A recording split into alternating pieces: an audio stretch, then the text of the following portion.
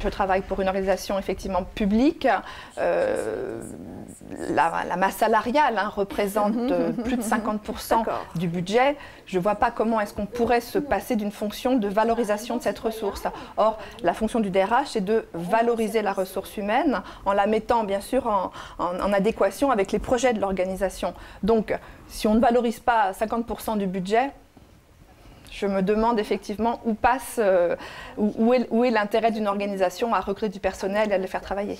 Vous avez plutôt fait les écoles maternelles? Maternelle, primaire, je vous dis J'ai au départ une maîtrise d'économie que j'ai ensuite fait suivre par un DESS de gestion des ressources humaines. L'avantage principal, c'est sans doute effectivement d'être au courant de tout ce qui se passe dans l'organisation. C'est-à-dire de pouvoir intervenir sur le projet à son démarrage et de clôturer aussi le projet. D'être encore une fois partie prenante à l'ensemble des décisions qui se prennent dans l'organisation.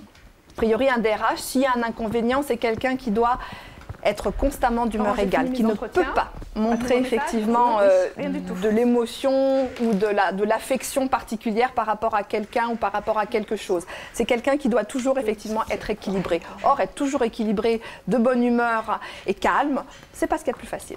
Le directeur des ressources humaines, c'est une appellation un petit peu faussée. Il ne s'occupe pas tout seul des ressources humaines, puisque les ressources humaines, ce sont l'ensemble des salariés de l'entreprise.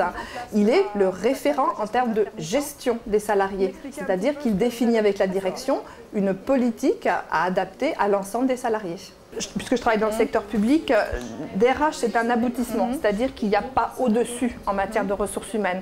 Donc si je veux évoluer, il faudra ou exercer le métier, mais dans une collectivité plus grosse, c'est-à-dire avec plus de salariés, donc plus de projets, plus de tout, ou alors carrément changer de fonction.